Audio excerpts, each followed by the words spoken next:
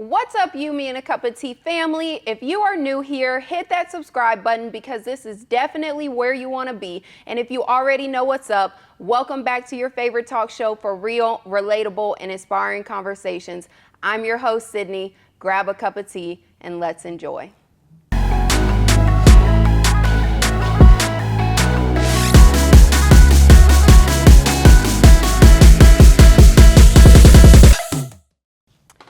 I am convinced that a proper mindset unlocks vast amounts of power we can apply to our individual lives, said the amazingly brilliant, board certified author and speaker, Dr. Indy Jones. Dr. Indy, thank you so much for being here. Thank you for having me, Sydney. Yes, I am very excited. You wrote this book, Healthy Living for Women, that everyone can buy on Amazon. So make sure y'all shop.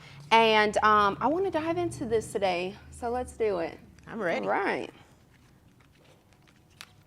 You said, I knew that with all my heart, I wanted and needed to be a doctor, but I received many messages throughout my childhood that I could not.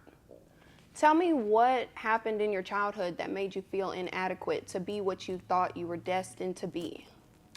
Wow, that's a loaded question. Let's see, let me go back in my memory many decades ago.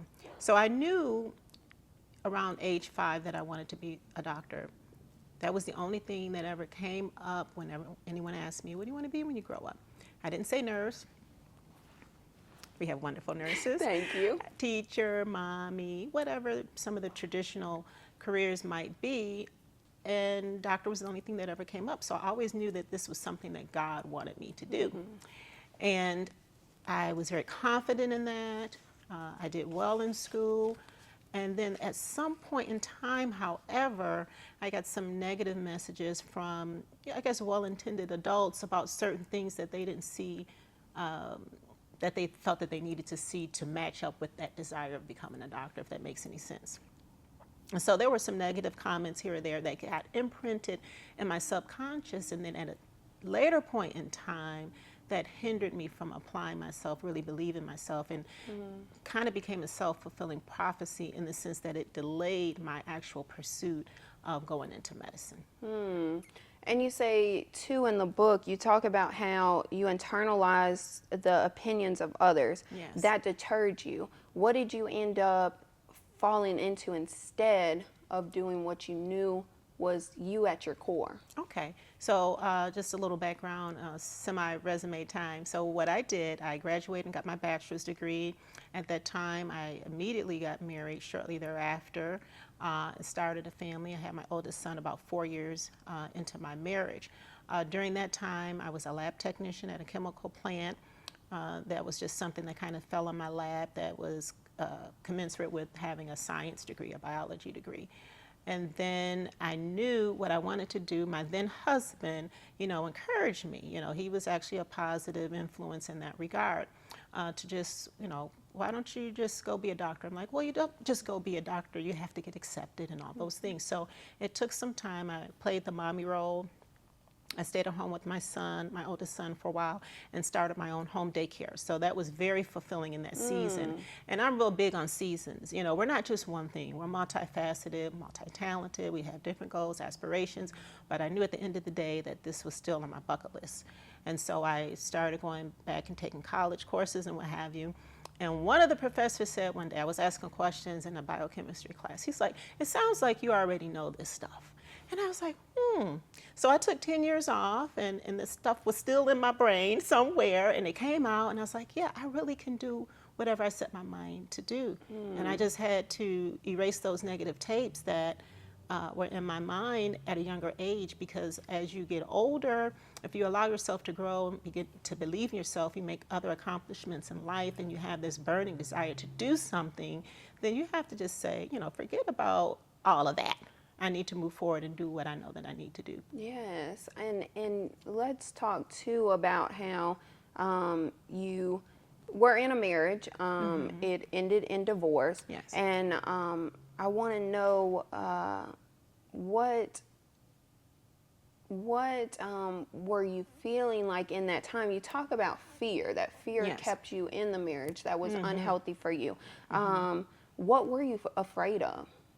I guess I was afraid of failure, you know, regardless of what the details of the circumstances were. No Right. one signs up for marriage saying, oh, this is going to end in divorce. Yeah. I was afraid of the unknown, just that this isn't what I wanted it to turn out to be, and what is life going to be like. You know, even if something isn't good or healthy, sometimes we pathologically get used to it, and it's all you know, and you can become complacent even if you're not happy in it.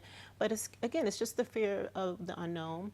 You know, what's the next chapter going to look like? You know, how am I going to do? Am I going to be able to find true love? All those things, you know, Yeah. just the unknown. I think Yeah. it's just human nature. Like, I don't know what the future holds, but I can't keep doing this. This. Yeah. That is so powerful. Can't keep doing this. And I know that it's so important. You talk about mindset in your book. It's so important about having a positive mindset. And even though divorce is something that is negative, how do you feel like divorce positively impacted your life? Oh, it had such a positive impact down the road once I was able to view it as an opportunity for growth. And before growth can take place, you got to do some healing. And so, me writing my first book, Healthy Living for Women, was part of that healing process. So, it was therapeutic for me. You know, as a physician, I encountered so many different people from different walks of life, women, men, and what have you. And I have some of the same problems. You know, I'm human too. I'll never forget where I walked into this patient's room a few years ago, and she had been neglecting herself. She was having some medical problems that she knew, but that got worse because she had been neglecting herself. I said, here, let me give you a copy of my book. And she started reading it. And the next day I walked in, she's like, wow, you went through all of that? You just walk in here with such confidence and you know, like you got everything going on for you. I'm like, yeah, it looks like that, but at the end of the day, I'm human too, and we all have similar experiences, life challenges, transitions, and what have you. But you just have to move forward. But you also have to make sure that you're taking care of yourself in the process. I think when people see educated people, you think that the education, you know, Makes you immune to problems. makes you immune to No. problems, or you know, or you see people that have businesses, entrepreneurs, you know, people at the top, Right. celebrities, you know, all of these things. You think Exactly. that they become immune to worldly things, No. and that's not the case. So, No. you know, what led to the desire and the need for your shift in that mindset? Well, a lot of things happened besides the divorce. So during that time, that transitional time, my mother was diagnosed with colon cancer. And being a physician, of course, I know what I know. Right. And I had to make the best of that time that I had with her, even though I didn't know how much time that would be. And so there was a gradual, slow decline in her health, even with treatment. So I was dealing with that. And she was my best friend. She was my best friend. So I was trying to tend to her, being many states between us, between here and upstate New York. And so there was a lot going on, you know. And so she did pass away the year after my divorce. And then I suddenly lost my other best friend, one of my sisters. I'm the youngest of 6, the following year. Wow. So I had to go on because my mother told me on her deathbed to do just that. And so I try to honor that. You know, I'm a woman of faith. And so ultimately, it was my faith in God. It's like, well, you know, we have these ties to the people we love, our mothers, our siblings, you know, family, friends. But at the end of the day, we know we didn't come here to stay always, right?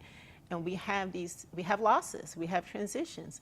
And I said to myself, you have a bigger purpose. It wasn't just that you were destined to become a doctor, but what else are you supposed to do? How are you supposed to use your life as a learning experience for other people, to pour into them through writing books, through coaching, or whatever it is, through ministry, all those different things. So I had to go on because I'm still here. And so I believe we're all here for a purpose. And until that's fully complete, we need to do what we need to do for ourselves first, and going back to self-care, it's like you have to take care of yourself. You can't pour from an empty vessel. So I had to do the work. I got coached. I had counseling. All those things. I started being more mindful of my physical health. And so I believe in holistic health. I guess it's in my DNA to be a helper, Yeah. to be an educator, an empowerer, if that's such a word, someone that empowers others. So it's like, I can't be complacent and just say, woe is me, this happened to me, I'm just going to do nothing or just keep doing the same thing. It's like I'm always looking for what's the next thing that I'm supposed to do. And I enjoy it. I do. But I do take care of myself. That's powerful. So what do you do to take care of yourself? What are the things that you like that keep you in balance with who you are? Well, going again back to my role as a physician, I did a big thing. I did a thing, y'all. So What'd you do? I quit my job. But I'm still working, if that makes any sense. Yes. So I stopped being a full-time physician. I'm what's called PRN, so I work as needed, but there are enough shifts, if you will, that need to be filled that I can still pay my bills, so to speak. And I said that will free me up to do the things that I enjoy doing. I love hiking. I love being out in nature. I love being with family. I love traveling. I love ministry with my church. So now I'm able to be more available on the weekends. So by making that big shift, and I'm not telling everybody to do this, you have to do what's reasonable and desirable in your life in whatever season you're in. But I feel like you can create the life that you want, the life that you love by being very intentional, setting goals, because I had been thinking about how can I work less and still be happy? How can I work less and still maintain, what I've been blessed with? And so I had to figure it out. I had to write it out. I had to talk it out. And then one of my colleagues one day said, Indy, it sounds like you have a plan. You just need to execute it. I'm like, wow, that was simple but profound. I'm like, you're right. Just do, or like Nike, is it? Just do it. Just do it. And I had a girlfriend that told me, she's like, Indy, you're going to put in your resignation on this particular date and just do it. And I'm so glad I did. It's been 2 years now. I'm more able to pour into my patients when the opportunity affords itself, because you can't always do that when you're in the rat race of that high intensity that comes with full-time work, heavy loads and what have you. So I was able to carve out my own little way of working or being a doctor and being able to do the things that make me happy and try to help people in their journey of being happy, whatever that looks like for them. That's so good, because I know me as a healthcare professional as well, as a nurse, it's so hard, to show up full time sometimes and pour, because when you're at work, it's not always, you don't always have the patient that makes you feel fulfilled, if that makes sense, right? You can't always feel, some days you have patients where, wow, I really made a difference. I really changed someone's life. I left them with something, I said something to them that improved their lives. I, helped their family members, held their hand, whatever the case may be. But some days you don't get that. Right. So it's really hard to be able to continue to keep pouring when you don't refill. And I know the same is at being a doctor. You're doing critical thinking and you're just, it's not a lot of physical work sometimes. You're on your feet all day long. But it feels like it at the end of the day. Oh my God. It's draining. Oh my God, it is draining. It is draining. And I know that a lot of medical professionals that are watching this can feel the same. So I appreciate you sharing that with us and realizing what you needed for yourself. Right. And now you can live a life where you feel free. You get to choose when you want to work. You get to choose when you're capable of. Right. Because a lot of people don't understand that our mental, you purvey a lot of constant messages in your book about how our mind is everything. It starts with the mind, and from the mind it will affect you physically. And I think a lot of people miss that. Right. What do you feel like people besides like self-care, what can someone specifically start doing to improve their mental so that it will improve their physical health? This commercial is brought to you by Heavenly Scents. Each soy candle is hand poured with intention and love, bringing an aroma to your space that will captivate your senses. Shop with my favorite candle company, Heavenly Scents, soy candles and things. One thing that people can start doing is meditating. Now, I'm not a meditation guru. There are tons of ways to meditate, but I always say just start with your breath, because most of us are shallow breathers. And if you just focus on your breathing, like just thinking about it and taking deep breaths and just tuning out all the distractions in your environment, so you don't have to be in a yoga pose or anything like that, but just find that quiet space and just breathe. Just breathing is one thing that can help. Science shows that it can reduce the size of the one area in your brain that's associated with anxiety. So it helps with anxiety, depression, mental clarity. So if you just do it for 10 minutes and work your way up to maybe 30 if you can, of meditation, mindful meditation, finding a focal point if you want to keep your eyes open and just being still, just tuning out, being present in the moment. You'll have like random thoughts that come across and you just kind of get back and focus. Some people say, I just can't empty my mind. It's a practice, right? And over time, it has a lot of physical health benefits as well as mental health. So that's one thing. Just breathe. Just breathe. I'm breathe. Look, I'm like, yes. Well, I will say that I am growing in that area because I used to, when I would try to do yoga or meditate, just mind run. Oh my God, how do you sit there and just not think about anything? Right. All I can do is think. And so being in therapy and starting to work on self-care, I've really figured out how to kind of just empty my mind. And it's refreshing. It's really refreshing, and it makes a world of difference. What is one thing you feel like every woman needs to hear? Every woman needs to hear that her value is not based upon what has happened or hasn't happened in her life. That we are valuable. We don't depreciate. We are valuable. So it doesn't matter what your dress size is. It doesn't matter if you're in a relationship or not. It doesn't matter, where you land on the economic scale or what have you. You are valuable. You are loved. And to just appreciate that about yourself. I love that. Thank you. Thank you so much. Thank you for giving us this book, A Healthy Living for Women. When you think about the book, when you sat down and wrote it, what did you intend for it to be, and what is it to you now? The title might be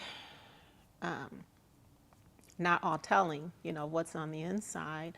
The subtitle is It's More Than Me, Healthy Living for Women and Men. By the way, men have read my book and they can benefit from it. Our men just need to be given permission to talk about the touchy-feely type of things. They have to give themselves permission. So for women, and men, we have to realize that I call it your personal health and wellness plan. And with it starting with your mind, being able to process your emotions is going to be important. And just having a plan of just certain things that you're going to do that's going to, help you unpack things. Sometimes I had a friend who started reading my book, and I hope I'm answering your question. You may have to refresh my memory. So I had a friend that was reading the book, and she said she had to put it down a few times because it was bringing something up. And, I don't want that to scare anybody from reading the book. I've had many that have read it several times, and they've gotten something different out of it each time. Now, there are exercises within the book, just some mental exercises for you to do, journaling, if you will, questions to answer, reflections, and that type of thing. And so I encourage people to just take their time going through it. It's not like, oh, that, it's not a leisure, like, adventure mystery book. It's a self-help book or guide. It's more of a guide. And so it's something that you just put your mind to doing and not expecting anything instant. Like we live in this microwave society. We want everything fast, whether it's weight loss and what have you. That's a big thing. We have to deal with our emotions. We have to get to the root of certain things, or else you're not going to get the results that you want to see. Yeah, that's very true. I believe that, and it takes time. Yes. It takes so much work. Like I used to, whenever I was postpartum, I used to go to the gym, frequently after that, and go like 1 or 2 days a week, and I'm like looking like, okay, it's still there.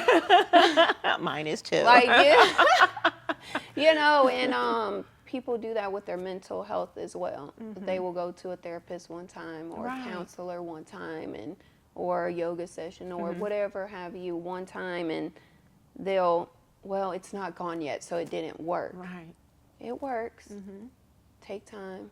Let it happen. Let the process happen. Right. The process may be long or short, but allow it to evolve so that you can become a better you, a better, healthier you. Right. And I love that in the book, mental health is something that you mention frequently, and mindset. Like you said in the beginning, in what I read in your quote, you said it starts in the mind, and it's powerful to our individual lives, and I love that. Because I can write prescriptions, and I do. And, a lot of the things we know to do, but when we're not able, in the sense of we're not doing it, or we're not consistent with it, you have to ask yourself why. What are some of the mental blocks? And again, sometimes many times that's uncomfortable. But that's the only way the healing can take place. It's just like, after you get a lot of post-surgical patients, don't you? Yeah. Yeah, you get all kinds of stuff in your unit, but I'm just thinking when you have surgery, sometimes you have to remove some things, and then after it still hurts, but the healing has to take place over time. And it never ends. It's a process. Like there's growth, there's healing, but the skills that you learn as you're doing the work will help the next challenge be dealt with in an easier fashion, less trepidation over things, because you got some skills. You know how to meditate, you know how to exercise and boost your happy hormones in your brain, all those things. You know how to eat a healthy diet most of the time. I'm one of those. Eat, get all your nutrients in, you can have a treat, because I like sweets too. Yeah. It's okay. Everything in moderation. Yes, I love that. I exactly. think, building up the tools to be able to bounce back quicker. Yes, exactly. Not to say that we won't ever encounter anything again that, knocks us off of our feet, but being able to stand up a little bit quicker every time. Exactly. I love that. Exactly. Yeah, I love that. Thank you so much. I want to read one more thing Okay. from your book before we go.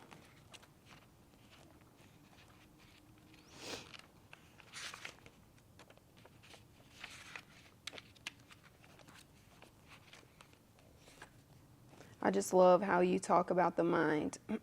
So you say, there's an entire field of medicine dedicated to mental health, which covers areas including depression and anxiety, as well as psychological conditions that affect our mood, personality, and behavior. I mention this to stress how important one's mental health is, and it is as it pertains to the spiritual and physical, it all starts with the mind. Yes. I love that. Thank you so much for that. I really appreciate that. And thank you for this book, Healthy Living for Women.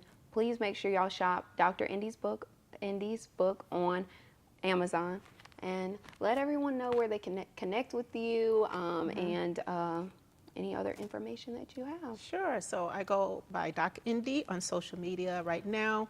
I'm mainly on Facebook because that's where most of my peeps seem to be interested in what I have to say. And, it's my personal page, and so I just see everyone as really my Facebook friends, right? And so you'll hear or see me doing something that is focused on helping you in your total health and wellness. And I also have a YouTube Doc Indie, so DOCINDIE is both. On the YouTube, there's some medical things to just kind of break things down in a simple fashion. I talk about mental health there as well. So those are the two areas. And then Amazon is where you can get a copy of the book. And I think that's it. Awesome. Thank you so much for coming. Yeah, thank y'all so much for joining us. You, me, and a cup of tea. Make sure y'all shop the tea. Get Dr. Really Indy's book. Yeah, thank you so much. Get Dr. Indy's book, and we'll see y'all next time.